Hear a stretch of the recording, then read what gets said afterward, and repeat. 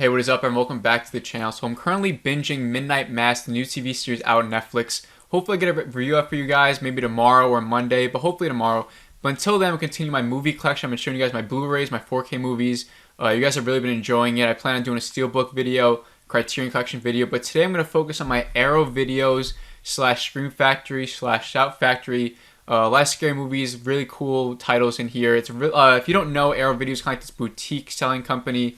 I think they're mostly out of the UK, but they put out a lot of scary titles, a lot of like horror, kind of like obscure movies at times, but really sick, really cool movies. So like always, we're going to go in order. We'll start the numbers, and we'll go in alphabetical order, and let's just get into it. Like always though, please make sure to like the video if you enjoy this, and please make sure to subscribe if you're new here, if you know new movies, new TV shows, we do all that stuff. But let's get into it. So first up, the only numbers title we actually have, like I said, this is probably my smallest video. It's 12 Monkeys. See if you guys can see it right with the lighting. And I'm sorry to report that I haven't watched 12 Monkeys yet. I know it's such a classic. It's been on my watch list forever. Bruce Willis's in it, Brad Pitt, directed by Terry Gilliam, who I don't know if I'm a fan of Terry Gilliam movies or not. I know he's also directed that I've seen Brazil and Fear and Loathing in Las Vegas. I love what that movie, both those movies are. They're very unique looking movies. The way he directs, the way he makes those movies, it's his own vibe. A lot of like stoners like it. For Brazil, there's a lot of pick at, kind of like this weird comedy. Same with Fear and Loathing in Las Vegas, the same sort of vibe.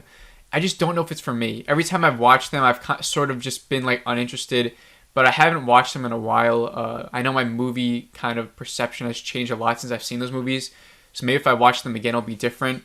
That's maybe why I haven't jumped at seeing 12 Monkeys yet, just because Terry Gilliam, and I just not sure if I'm going to like it or not. But hopefully I do. This title looks really cool with the slipcover. That's all the numbers I have. So now we're going to go into A. So starting out with A, we got An American Werewolf in London. I don't have the slipcover from Arrow Video. I watched the movie for the first time last year. I think it came out in 1986, sometime 1980s. I was blown away by this movie. I thought it was so good. The practical effects, the atmosphere, the vibe, the story, just the way everything looks in this movie. It just has watching this in October is so good. I want to rewatch it this year. I don't know if I can make room for it. There's a lot of new movies I want to watch as well. And I kind of want to make room for just the classics. But this is a classic, really. I mean, it's such a great movie. I don't know why it took me so long to watch it, but I really do love that movie. Next up, I got Army of Darkness, the third movie in the Evil Dead trilogy, I think, right? You can pretty much call it a trilogy. Not counting the reboot Evil Dead. So now Army of Darkness, a lot of people, this comes with, look at this. It comes with the theatrical version, director's cut, and the international cut, television cut. So I think I watched the theatrical version. I'm pretty sure I watched the theatrical version. And I liked it. It's not my favorite. I know some people love Army of Darkness. It's their favorite out of the three. For me, it still goes Evil Dead 1, Evil Dead 2, and Army of Darkness. I know also a lot of people love Evil Dead 2 more than Evil Dead 1. I just love the Evil Dead 1. I think it's more of a horror Evil Dead 1, and it's not as comedic as Evil Dead 2, even though I do like those elements in Evil Dead 2 as well. I just think for me personally, that whole just, that cabin in the woods with friends horror vibe that Evil Dead 1 has, I just thought it was done a little bit better than Evil Dead 2. That's it. But those are all the A's I got, so let's go into B. So starting off with B, we got John Carpenter's Big Trouble in Little China starring Kurt Russell. I enjoyed this one a lot. I think it's another middle tier John Carpenter film for me. Very different. It's probably like the wackiest John Carpenter film I've seen. Goes kind of into this kung fu sort of goofy elements with it. But I enjoyed it. Like I said, I don't think it's one of his best movies, but there is a lot of fun to be had with it. And like I said, I enjoy it. I don't think it's one that I always want to rush and rewatch. But when it's on, I'll always leave it on. And if it's ever on TV, I'll watch it. Next up, we got Being John Malkovich, directed by Spike Jonze, who directed Her as well. Another one that I just watched recently, even though it's so highly acclaimed. And this one I actually loved. I thought it was so good. I probably rated a 4.2 out of 5. It probably deserves even a higher rating. Probably, no, who wrote this? Charlie Kaufman, right? This is probably Kaufman's wackiest story that I've seen so far. I think the only one that's notable that I haven't really seen yet is Syndicoke, New York. Is that how you say it? Syndicoke? But I can't imagine that it's any wackier than this movie. It's just all these characters are in John Malkovich. They have this, I'm sure you've seen it already. If you haven't, it's just that they discover like this doorway into John Malkovich's mind. So if they go through like this doorway, it's like a portal, so that they become John Malkovich. They're able to like kind of like feel everything he feels and be him, like the actual actor John Malkovich. So insane. Great cast with John Cusack, Cameron Diaz, and I'm just happy I finally saw it because it really is great. The last B I got is from our first non-Arrow video title. It's from Scream Factory, The Babadook, another one that I watched recently. And I really enjoyed this one as well. I thought it was pretty scary. It's kind of like, if you look at it more of like this mental illness movie, I think you'll like it a little bit more. It's like kind of like her, like the Babadook represents like her depression, like her mental illness. Kind of a cool way to look at it. I think that's what it was meant to be like. But as a like a straight up horror movie, not even thinking of it like that, it is also very good in its own. And yeah, I remember when this movie first came out, how weird it was. Used to always see it on Netflix and be like kind of scared of it because people said it was really scary, and for some reason I was like, it just looked really scary. But it's not that scary. It's fine. It's nothing crazy. I thought the pop-up that everyone talks about was like really bad. It's not at all. So yeah, I enjoy it. It's not, it's more, I don't know if I'd call it one of the best of the 2010s. Would you? Maybe. It might be able to cut that top 10, but yeah, I enjoy it. Let's go on to C. Alright, so for C, we actually have a lot. We'll start off with Climax. This is directed by who? Gaspar Noé? Yeah. I haven't watched this one yet. I actually put this on my October horror list that I'm going to watch this October for new watches. Just because I heard it's really good, right? I know it's really weird, like this like psychedelic dance movie. I don't know how like I will feel about that. I think this might be my first Gaspar Noé movie. I haven't seen Enter the Void or Love or Irreversible yet. So I don't know how I'm going to feel about this, you know, but like I said, it is pretty highly acclaimed. I've had it for this for a while now. I've never watched it. So this October, you know, hopefully we'll watch it. Next up, we got Scream Factory's Carrie. Such a classic. I love Carrie. This was shown to me as a kid, probably maybe around like 13 years old, maybe a little bit younger. I watched with my mom. I remember she covered my eyes during the locker room scene in the beginning. So watching it as an adult always felt like this like weird thing to me. Like I'm watching something that like I really shouldn't, even though it's just like naked girls in a locker room. But Sissy Spacek puts on a phenomenal performance. Brian De Palma directs it beautifully. Literally just a straight up horror classic. I love this movie. Stephen King novel, which I haven't read the novel yet. I really want to. But I always love watching some. I watched one last Halloween. Hopefully I can watch it again this year. Just a great vibe. I love the Carrie. Next up, we got Cinema Paradiso. We got the slipcover with this one. Another one I watched really recently, maybe like this month actually, and I loved it. I thought it was really great. I was kind of hoping for that 5 out of 5 rating for it because I think it deserves it, but it just couldn't reach that for me. You know, a couple things I wasn't as invested in, so I had it like a 4.2. It definitely deserves to be higher than that. Beautiful movie, you know, Italian, but I'm just happy. Another one, I'm happy I finally saw it. It's been my watches forever. Another one I've added to my October horror list, Creepshow 2. I watched the first Creepshow last year, and I liked it. It's sort of like this anthology series. You know, each story is different. There's like five stories in the first one. You know, it's directed by, what's his name? From Night of the Living Dead, the horror director icon. Oh my god. Why can't I think of his name? Oh, it actually says it right here. George A. Romero, right? He's the horror icon. And it's directed by him, and Stephen King, I think, helped direct it. I don't know if he helped direct it or helped write it, but whatever. I enjoyed it. You know, a lot of cool actors in there, cool story. Some of them were hits, some of them were misses. That's why I kind of put it like that 3 out of 5 range, because some of them were good, some of them just weren't. So Creepshow 2, I think, is known to not be as good as the first one, but like I said, I own it. You know, might as well watch it this October. Also, I'm never going to watch it during the summer and stuff. So I'm excited to see it. Next up, we got the first Creepshow, which comes with the disc and a cool little booklet that I actually read through after I saw the movie. Really cool. It tells you about how the movie was made, how it was kind of like hard to have it be made. It came out like in the summer, like just kind of goes through the box office numbers and what it needed to get to and all this stuff, and how George A. Romero and Stephen King wanted to work together, how they met, all this cool stuff. So like I just gave you all everything in Creepshow. So let's move on to the next one. And the last one for C, Candyman. I still haven't watched the new one yet. This is obviously the old one from 1992, I believe. Another one I watched recently, and this one blew me away. Just blew me away. I wasn't expecting it to be that good. I loved it. Thought it was so clever. Such a great story. Another one where the practical effects are really good. The atmosphere is so great. And I'm just upset that it took me so long to watch that one because it really is such a classic. I do see Candyman as a horror icon now, just like with Jason or Freddy. I think he deserves to be up there. And I'm excited to see the new one, even though I heard it has gotten some meh reviews. I don't know if I'm going to enjoy it. I'll probably not love it, but we'll see. I'm probably going to watch it this October, I think.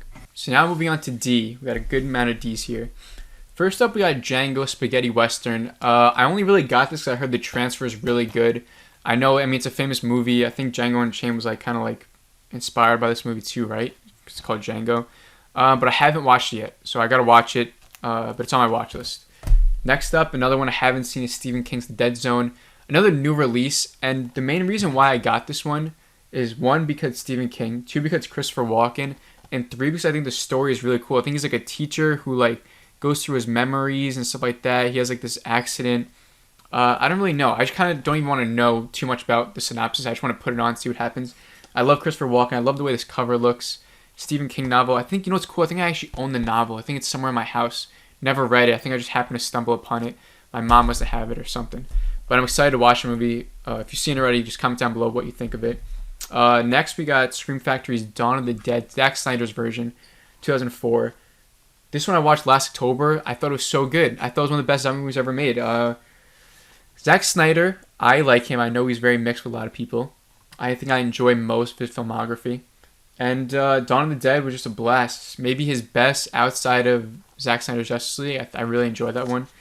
But for a zombie movie, this has got to be top 3 or 4, I would think. So next up, another one that I got recently is Dune. David Lynch's Dune from 1984, right? Well, the back. This is the collector's version, right? The 4K Arrow video. Comes with the poster and the big book. Comes with everything here. Let me show you guys. So it comes with Dune. I haven't watched this one yet. I'm kind of waiting until we get closer to actual Dune's release. I know it's coming up, right? It's October 20th or 5th. Not 15th. October something. But there's so many new stuff coming out right now. So this hasn't been on my to-do list right away, but it's gonna be coming up. I will be watching it soon. I think I'm gonna feel how everyone else feels about it. I know it's not that good, so hopefully maybe the 4K transfer looks good. I'll be impressed by that. And then lastly for D, we got Donnie Darko, one of my favorite Arrow video sets right here. This bulky looking thing, but it looks so sick. And this one comes with a lot of stuff. Comes with a poster, comes with a booklet, a hardcover booklet, which I haven't read yet. I haven't watched this 4K transfer yet. I have seen Donnie Darko for my Instagram. If you want to follow me over there, it's called The Cinema Review, the same name. This is my first post was on Donnie Darko. Just threw up a photo of Donnie Darko and had a little review of it. But yeah, Donnie Darko was great. It's a great movie. It's not one of my favorite movies of all time, how some people have it, but I can't deny that it's such a phenomenal concept. Seeing Jake Gyllenhaal is great. Maggie Gyllenhaal's in it too. So this one's due for a rewatch though. I haven't watched it in a couple of years, and I haven't seen the 4K transfer yet, which I heard is good. So that's definitely going to be added to my watch list. So now let's go on to the next letter. Alright, so for E, we only got one. We got Scream Factory's Eight-Legged Freaks. I got this recently, the Blu-ray. I think it was a new Blu-ray release. So, and Eight-Legged Freaks is a movie I probably haven't seen over 15 years, right? So I watched as a kid. I remember my cousins used to always watch this. For some reason, it used to be always on TV as a kid. Always on Sci-Fi or whatever was on. No, was it called Sci-Fi, that channel? Yeah, right? I just remember this always being on. So I probably haven't watched the full thing, ever. But, I feel I've seen so many of the scenes, even in the back with the giant spiders and everything like that. So I do want to watch this again. I don't know when I'll have the time to actually put it on and watch the full thing. I gotta make time for it, put it on my watch list or something. But, I can't really give you guys my rating because I don't really remember too much of the movie. But I am happy to actually own that movie. Alright, so now we're on to F, and this was the letter I was actually looking forward to the most, and you'll see why. But first, let's knock out these. First up, we got Flowers in the Attic. This was from 1979, right? Kind of an obscure movie. The only person notable, really, is that Nurse Ratched from One Flew Over the Cuckoo's Nest is in it. Sort of this story, I don't know. It's nothing crazy. This movie was good. My mom kind of wanted me to watch it. It's known as a little bit of a classic, I guess, but like I said, also obscure. And it's a story about it's a story that we've seen so many times before. It's these kids with this abusive nanny. it's okay. It's an okay movie. I like it. You know, it's like 3 out of 5. It was fine. I watched with my mom. She enjoys it, so like watching her enjoy it was enjoyable for me. But let's just go on to the next one. Next up, we have Flash Gordon, which unfortunately I haven't watched yet. I know. I haven't watched yet. 4K restoration is supposed to be good. I don't know why I haven't seen this yet, because I probably will like it as a fan of like sci-fi and Star Wars and stuff. I already know the song, like the Flash, saviors of the universe. Like I know all that. I just haven't watched it yet. So next up, we got the Fly Collection. This comes with. I'll show you guys what it comes with. This is the back though. Pretty cool. Hopefully you guys can see with the lighting. But it comes with the original, The Fly from, I don't know. This is like the 50s, right? I don't know what exact year. 1958. So it comes with the Fly, and we got the Fly 2, Return to the Fly. Then we got The Curse of the Fly, which is the third Fly. And then from there, we go into David Cronenberg's The Fly, this is the only one I've seen out of this whole collection. It also comes with The Fly 2, which I think not many people like, right? And so, but the original Fly I can talk about, because I think this movie's brilliant. I think it's so good. And obviously, for practical effects, it's like freaking insane what they did with Jeff Goldblum. And so I watched this one. I thought it was another great one. This was my second Cronenberg film. My first David Cronenberg film was Videodrome, which I'll get to when I do my Criterion collection. Videodrome blew it out of the park for me. I freaking loved the vibe of that movie. And I think actually Videodrome is better than The Fly. But The Fly is also a really great movie. I mean, if you haven't watched it yet, just get on it. It's really, really cool. Another cool October atmosphere vibe thing. But lastly, the reason why I was so excited for F is for this bad boy right here. The Friday the 13th Deluxe Edition collection. I'm so happy I got this. I love this movie. Let's just talk about all the movies. Should I do it in the order that I would rank them? Or should I just go in the release order? I guess we'll just go in the release order, right? That's easier. And then I'll give you guys my quick ranking at the end. So first up, we got the original Friday the 13th. These aren't going to be long reviews. I'm going to be quick with this. Love it. It's a classic. I don't know. Some people hate on it now. I see that. I see a lot of people hating on it, saying it's too slow. There are other ones that are better. I don't think so. Like, I think objectively speaking, I think this one is the best. It started everything. It still is another great atmosphere. Kevin Bacon's in it. You know, I think the whole twist with the mom and everything like that, I think it's so good, and it just catches me off guard every single time. The ending is phenomenal. I love the first one. I think it's honestly the best one out of everything. Part 2, which I know a lot of people love. I love it too. I was so taken aback by it. And this is probably the one I've actually seen the most. I think I've seen Part 2 even more than the original, which is weird, right? But, first time we see Jason, same sort of vibe as the first one, maybe a little bit funnier. The characters might even be a little bit better. I do enjoy the characters in this one a lot. And, it's the first time we see the sweater being used. She puts on the mask, trying to pretend to be the mom. Really cool. Love the whole ending of that. Next up, we got Friday the 13th Part 3, the 3D version. This one I like this one actually more than probably a lot of people like it. It does feel a little weird with the 3D elements at times, but it's never too much. And honestly, I think the whole fight scene with the barn is like one of the best slasher fight scenes like in any slasher films I've ever seen, especially from this time. I think it's so much fun. It's just like the way it's done, like the mask comes off, you see his face, I think, right? He's got the axe. It's like really memorable. The way it ends, everything like that. I think it's so good. Very underrated Friday the 13th Part 3. I think people should like that one more. This is where it gets tricky because I think a lot of these blend together. Like 4 and 5 sort of blend together for me. Like I don't know which. This is the one where the kid from the Goonies is in it, right? What's his name? Freddy something? This one's good. This is one where the Back to the Future is in it, right? Is the Back to the Future dad in this one? Or is that the next one? I think it's this one, right? Where he's like dancing and everything like that.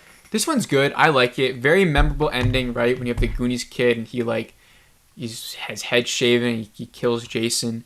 So I do enjoy it. I think I don't know. I like it. I like all these movies. Next up, we got A New Beginning. Is this the mental hospital one? I think so, right? Where we first see, what's his name? Tommy Jarvis, right? And he's like all mental. And he's in this house full of mental people. There's another one that I think I like too. Some really cool kills. Remember that kills where he's like, he like puts the belt over his eyes. So I enjoyed this one, but it's probably one of the worser ones, right? Next up, here we go. Next one is Jason Lives. Probably my favorite one, right? I think the original is better, I guess, but like in terms of like what I prefer to watch, Jason Lives is just sick. Tommy Jarvis is back. I think he's recasted though, right? Just really sick kills. The way Jason looks is definitely the best. He's like resurrected, sick cover. Jason Lives is my favorite. Then we got The New Blood. This is where it just goes straight down this franchise. They start going into like this Carrie route where the main character has like telekinetic power, so she's able to like fight Jason with like these telekinesis stuff. I didn't like this one at all. Very bottom of the tier for this franchise for me. I actually don't like that one. Next up, we got Jason Takes Manhattan. Better. It's better than New Blood, definitely. Like I say, I'm from like New York, so I'm very close to the city. I love seeing Manhattan being showcased, even though it's not really showcased well at all in this movie. After that cool opening like 90s theme of New York City, it's really just like alleyways that all look the same. You know, you can't really even tell that's New York.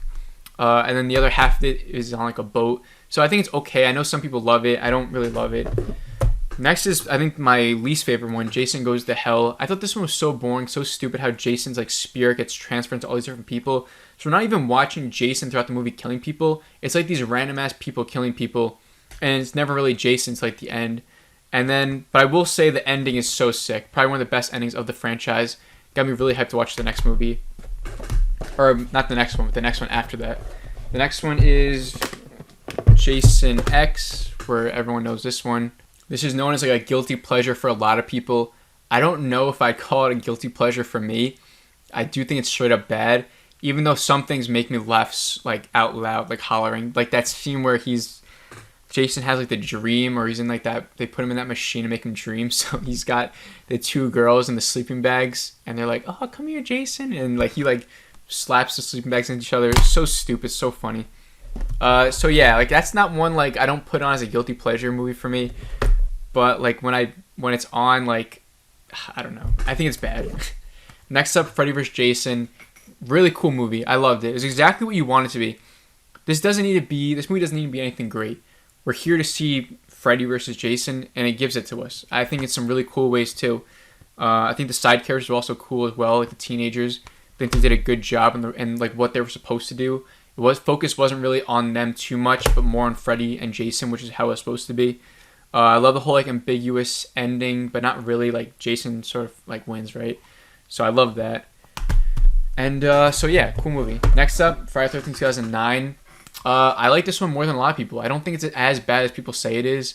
I think people automatically see like the reboot stamp on it and are like, oh, this will never be as good as the original. And obviously it won't be, but it could still be a good movie. And I think, yeah, it follows the same sort of tropes. You know, you got like the black guy dying right away. You know, it's like people running, like, don't go in there. You're not supposed to go in there. And they go in there. Same sort of like sexual things going on. But, I mean, maybe because I watched this as a kid, came out in 2009. So I was probably like 12 when I first saw it. And, or no, I mean, it came out and I was 10. But I feel like I watched it. I don't think I watched it at 10. I hope not. But maybe I did. And I remember it was like, you know, the first pair of boobs I saw on TV and stuff like that. You know, when he stabs the machete through the head, lifts her up. So it's like very memorable for me, and I do enjoy it. And that's it. Then it comes with some bonus features for the actual collection. And it comes with this booklet, which I haven't actually looked through yet. Oh my, I watched this whole collection last year. I didn't even read through the booklet. I gotta do that. I gotta remember that. But yeah, this collection's so sick. Also came with some cool posters if you see behind me. Which way? Hold on a second. The Friday the 13th poster comes with that. I think that one's so sick. Comes with another one. But we had a storm recently, so it got a little wet. But yeah, so sick collection. But let's go into the next one. We kind of stayed at an F for a while. So next up we got G. I only got one G, and it's Stephen King's Graveyard Shift from Scream Factory. I was talking to some people about this movie recently. I haven't watched it yet. I was going to add it to my October horror list, but then I saw it was pretty obscure, and maybe I'll watch it on my own, but I don't have it part of my actual list that I want to get through for October. Maybe next year can make the cut, but hopefully maybe I'll just watch it. I'll just happen to have it on one day and throw it on. But, you know, I've heard some mixed stuff about it. I heard it's bad. Like, I heard it's just straight up a bad movie. But I also heard it's not as bad as people say, and there's, like, enjoyment to be had. But I haven't watched it yet, so, you know, I just don't know. So now for H, we got like, a collection. We got this one. We got House of Wax. This is one that I actually did add to my October list that I do want to get through. I got the new release recently. Got the whole slipcover. Really cool, like, collector's edition. I haven't watched it yet, though. I haven't watched House of Wax yet. I heard it's pretty good. You know, you know, another one that has like mixed reviews, but I mean, it looks cool. I like the main actress, right? Wait, is that Paris Hilton? Paris Hilton is in this. I didn't know that. So now I'm even more interested to see what that is like. But yeah, I got a part of my October list, so I'm going to watch it this summer. I mean, this October. Next up, we got Hellraiser 1, 2, 3 collection. I didn't know there were so many movies in this actual franchise. I thought it was just 1, 2, and 3, and then they have like a new one, right? From like 2018 or something like that. I heard only these 3 are worth watching, which is probably all I'm going to do, maybe. But I've only seen the first one, which I watched last year. Another classic that I should have saw a long time ago, but I just happened to get to it last year. And it blew me away again. I just wasn't expecting it to be that good. I watched it, and I got pissed at myself that I didn't watch it sooner. Another great atmosphere. And it was just like gory, but like not too much. And it was like the concept was just so cool. Like these like the demon guys, and they want like there's like some cool dialogue between like pain and pleasure, and like that fragile line. Just like really sick. I love the vibe of it. But 2 and 3 I haven't watched yet. This is the cover of the first one, which is cool. The second one, another cool one. I hope 2 is good. I don't know. And then 3. So yeah, I don't know if I'll get around to these this October. Hopefully. But I'm just not sure. There's so many things I want to watch. And just Hellraiser 2 and 3 just aren't really on that list yet. But, you know, really cool collection. I love the way it feels and everything. But let's go into the next letter. So for I, we got 2. We got John Carpenter's In the Mouth of Madness. Right off the bat, I want to tell anyone right now, if you're a John Carpenter fan, if you enjoy Halloween, The Thing, and you haven't watched In the Mouth of Madness yet, I highly recommend it. It's pretty much like a Goosebumps story, but like directed by John Carpenter. I love this movie so much. I wasn't expecting to love it as much as I wanted to, or like as much, that's the right words. I wasn't expecting to love it as much as I ended up loving it. Like I put it on, and I was going through like this John Carpenter thing. I was watching like The Fog, Big Trouble in Little China, you know, what else were the other ones? Like, what was the one we just talked about in the 4K video? Whatever, I was going through like a John Carpenter kick. And In the Mouth of Madness wasn't like one of the most popular ones, so I was like, okay, Sam Neill's in it, that's cool. We'll see what it's like. The story didn't sound like anything too crazy. And it blew me away. I was like, this is such an interesting story, and it was so meta towards the end, which I don't know if I'm actually a fan of that meta ending or not. Like I thought it was cool, but I was also like, I wish they did it something else. But yeah, I really enjoy it. I wouldn't mind going back and rewatching this one at all. Really cool. Just really cool movie. If you haven't watched it yet, please go watch it. I think it's great. Next up, we got Invasion of the Body Snatchers. Not the original, but the 1980s version, I think, or is it 70s? I think it was 70s actually. Or they don't say the date on here.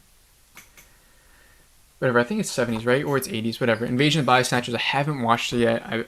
It's another one of those movies where I said in my 4K ones, like your mom wants to watch it with you. You guys are both trying to find the time to watch it. I would have seen it sooner if it wasn't for that. But I feel like we have to wait for our schedules to align properly to watch this. But I'm really excited to watch it. I was going to add it to my October list, but I just didn't. There was a couple other ones that made the cut before it. But that's definitely one I probably will end up just watching in October because I feel like I need to. It's such a classic. It's hailed as a classic, and I just really want to watch it. Alright, so I just said I, right? So now I don't have any J's, K's, or L's. Right? So we don't have any J, K's, or L's. But we do have an M. We got Mallrats. Another one I haven't seen yet. Directed by Kevin Smith. This cover looks so sick, though. I don't want you guys to... There we go. Can you see that? Such a sick cover. They're kind of like just like cartoonish. Another one that I heard is good. I do enjoy Clerks. I think that's like the only Kevin Smith movie. No, I feel like I've seen one more. But I haven't seen Clerks 2 yet, or Jay and Silent Bob Strikes Back, anything like that. And Mallrats is another one where I heard it was good. It's been on my list, but I just haven't gotten around to watching it yet. So when the Arrow video release came out, I was like, okay, I'll get that so that when I do get to it, I'll already own it. So, you know, it's been on there for a while. Hopefully I get around to it, but I just don't know if it'll be anytime soon. All right, so now we don't have any O's, but we do have, we don't have any N's, but we do have one O. We got Arrow Video's Old Boy. All right, so some of you may get excited for this one. Park Chan-wook, is that the director? Is that how you say his name? Park Chan-wook? Park Chan-wook, yeah, right? Really loved Old Boy. Such a sick story, right? Such a sick, insane story. If you've seen it, you know what I'm talking about. I also love his other movie, The Handmaiden, right? I think those his 2 most popular ones. I haven't watched the other ones in this trilogy, like even the one that came before. I think it was called like Sympathy for Vengeance. And the other one, I haven't watched those 2 yet. But Old Boy is, you know, as a standalone movie, it's great. Some of the best like fight choreography, right? That one scene with the hammer and he's fighting in that little like alley. That scene's so cool. The performances are great, even by our main guy. And yeah, the story's just great. I haven't seen the remake with Josh Brolin. I think I plan on watching it, but I really don't want to because I heard it's not good. But if you haven't watched Oldboy yet, phenomenal movie. Just really, really great. And it's just worth it just to see that story and how it all plays out. And even the ending, it doesn't go the way you think. Nothing goes the way you think in that movie. Definitely due for a rewatch. Love it. Alright, so I do have one more O that I almost forgot to add. And it's the Omen Deluxe Edition Collection. Comes with all 5 Omen movies. I've only seen the first one, but let me show you guys these. So it comes with the first one, obviously. This is one that I saw recently, and it's another one that I wish I watched sooner. Such a classic. Literally one of maybe the best scores of all time. Directed by Richard Donner, who also directed the Superman movie, the original with Christopher Reeves. And the Omen was phenomenal. I thought I'd give it like a 4.3 out of 5. Like I said, the score, probably like the best first 15 minutes of any horror movie I've ever watched. The atmosphere was great. Great surprise, memorable, shocking thing that if you've seen it, you know what I'm talking about. And, the story was great. I would say just the middle part is where it lacks. But just how it all plays out ends up being a phenomenal movie. So then it comes with the Omen 2, which I haven't watched yet. I think it's called Damien Omen 2. Then you have Omen 3, The Final Conflict with Sam Neill. Haven't watched it yet. And then a newer one called The Omen 4, The Awakening. So, I mean, I don't know if any of those other ones are good. I don't think they are from what I've heard. Oh, then, sorry, it comes with one more, The Omen, which I guess this is the newer one. Which, I guess maybe I'll watch one day. But it's not really on my agenda. But the first one's a classic. It's so good. If you haven't watched it yet, I'm sure you have. But let's go to the next letter. And then our only P, we got Pitch Black, starring Vin Diesel. Another one that I haven't watched yet.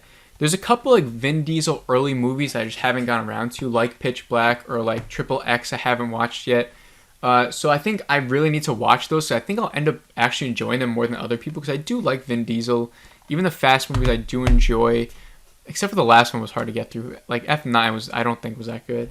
But Pitch Black, I'm excited to see what the 4K looks like. I heard it's good. But yeah, I just haven't watched it yet. And I don't think I have any Q's. So let's see what our next letter is. And now we got one R. We got Raw. This is a French horror movie about cannibalism. Now, I saw this last year. I'll say this right away. I loved it. Thought it was so good. It wasn't what I was expecting. I thought it was a vampire movie. Right? So I went into it thinking it was going to be this vampire movie. It turns out it's a cannibal movie. It's kind of like her coming to terms with like being a cannibal, right? And it's a sick ending. I don't want to spoil it. A really memorable ending. Just a really memorable film. It's just like, it's a little grotesque at times, a little vulgar for a lot of people, especially for me too. There's a couple scenes where, it's cannibalism. So she's like eating, some things, some like raw animals. It's called Raw, right? So she's eating like raw humans, raw animals. Some scenes just could be a little bit grotesque. There's one scene where she's throwing up and there's like this long piece of hair, and there's some scenes that have that, in other movies. I hate scenes like that. It was like, that seems probably the hardest to watch for me because I hate that type of stuff. But Raw is a really great movie, and I can't wait to see Titane, her next movie. She just won the Palme d'Or, is that what they call it, at the Cannes Film Festival? I think it was Cannes. The director, her next movie. I think it comes out in a lot of places October 1st. I think it's a little bit later for me in the US. I think. I'm not sure. But I'm really hyped for that. I think it's going to be a great movie, just like Raw was. So next up for S, we only got one S. We got The Strangers, Collector's Edition. Another one I watched last year. And this is a perfect movie to watch, like just by yourself at like 3 in the morning. If you like actually want to get scared. Because that's exactly what I did. I think I started at like 1 or 2 in the morning. And the knocks in that movie, the way they knock is very like just loud and distinct. It's where you actually think like someone's knocking on your own door. That's just the way it was like made. So it just creeped me the hell out every single time there was a knock. And I think it was a pretty good movie. I wish I watched it with like a group of people, like maybe with my family. I think we would have enjoyed it a little bit better. Just as a group, you could probably have a little bit more fun with it. But good story. I think it's a very short movie, very suspenseful. Liv Tyler's in it. She's from Lord of the Rings and everything like that. So yeah, I enjoyed Strangers. I would recommend it to people, but it's nothing like, it's not like top tier horror. So to round out this video, T is actually our last letter for this collection, but I almost forgot one for R. I don't know how I could forget this one. RoboCop, the classic RoboCop. I actually have 2 copies of this movie, or 3. No, I got 2 only. And I got, do I have 3? No, I got 2. So I got the Steelbook form one, and I got the Arrow Video one. I think this one comes with the director's cut, which a lot of people say is a lot better, which is the one I think I watched my first time watch. And RoboCop, blew me away. I was not expecting movies. You know how some movies have this nostalgic factor for a lot of people, right? They watch as a kid, and as they become an adult, they look back and they're like, that was so good. But like for some other people, they kind of watch it and they're like, oh, they don't think it's that good. So some of that may have been like just nostalgia, and that's why that person likes it. I thought that this RoboCop was going to be like that for me. I thought a lot of 90s kids loved it because that's what they grew up watching. And I was like, it's probably not going to hold up. This movie holds up so well. I watched for the first time maybe 2 years ago. It was so good. So good. It was like more emotional for me than I thought. Like him coming to terms when he like revisits his family and gets all his memories back and stuff like that. I was like, oh my God. That's when I knew like this movie was amazing. And there's some bad parts, but nothing that takes you out of the movie. I actually really think it's really good. So that's R. We finished R. So now let's start with T, our last letter. First up, we got 13 Ghosts. This one I haven't seen yet. I added to my October horror list. Gonna watch it this October. The other one that I heard is like has mixed reviews. Hopefully I can have some fun with it. So yeah, I'm excited to see it. Next up, we got Scream Factory's Thing. Come on. Top 3 horror movies ever made, right? Maybe. Top 4, top 5, gotta be up there. For me, it goes Halloween 1978, The Shining, and then maybe The Thing there at 3. I think The Thing is so good, and every time I rewatch it, it gets better and better and better. I've probably only seen it maybe like 3 or 4 times now, but I've loved it every single time. Maybe some of it's like too slow for me at sometimes, but that ending is so good. I remember the first time I watched the ending, I was like, that's how it ends? They're just staring at each other? And then like you go and look it up, like some of the hidden meanings and like what that ending could actually represent, like what the hell is actually going on there. And then you watch it again, you're like, this is one of the best endings of all time. It's so crazy, right? How like one little thing you didn't notice could change it into like one of the best endings of all time. And I do think it's one of the best endings of all time. I made an Instagram post and I included that as one of them. And a lot of people love that. The next one that I have is one that I'm actually very excited to watch. Haven't seen yet. It's called The Tenant, directed by Roman Polanski, whoever knows is director of Rosemary's Baby, right? So I'm really excited to watch this. I had this in my October horror list because I saw that, one, it's directed by Roman Polanski, right? So, I mean, that's already a big thing. He's director of Rosemary's Baby, one of the best horror movies of all time. 2 is that it has an average rating of 3.8 out of 5 on Letterboxd. And the third reason why I want to watch it is because I don't think that many people have seen this movie. I think it's pretty obscure for a lot of people. So, I mean, I would love to watch it, maybe like tell people to go watch it if it's really that good. And I think it's something about like moving into this. I don't even know. I honestly don't even want to know what it's about. I just want to go into it and see what the hell happens. But I'm very excited to watch one I haven't seen yet. And next one up is one that I need to watch so soon, but I haven't yet. Mads Mikkelsen, The Hunt, Arrow Video. Mads Mikkelsen has grown on me a lot recently, especially since I watched Another Round. That movie came out in 2020. Brilliant performance. And The Hunt is just one of those another highly acclaimed films that I just haven't gotten around to watching yet. Really need to watch it. I mean, I'm hoping it's a 5 out of 5. I love Mads Mikkelsen. Even from his most popular movies he's done, like Rogue One and Doctor Strange and what's the other big one? Casino Royale, which I haven't seen yet. So we got a lot to watch. I got to watch that. And lastly, our last title is True Romance, another one of my favorite editions I have of Arrow Video. This one's written by Quentin Tarantino. I watched it a long time ago. This is actually the Steelbook edition, so maybe I should have included this in my Steelbook video. So let me just show you guys this. So it has in the cover, really cool Steelbook. Has, what's his name, Christian Slater on the back, who kind of annoys me in some movies, but he's alright. It comes with a cool little booklet, And you know what? I actually made a video about this certain release because in the poster, it says it right here, if anyone's interested.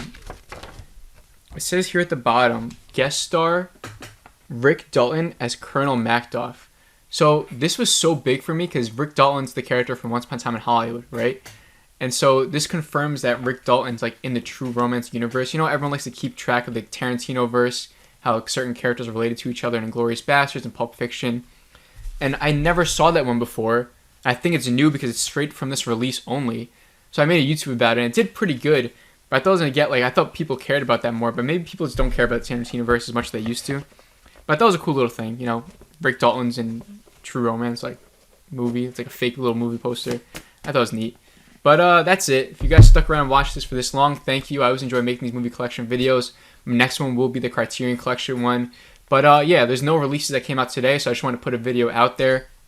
Hopefully I'll finish binging Midnight Mass tonight, get a video out tomorrow morning. and we can talk about it there if you're watching it. And that's it. Thank you guys like always. Please make sure to like this and subscribe for new. And that's it. Thank you guys for watching, and I'll see you in the next video.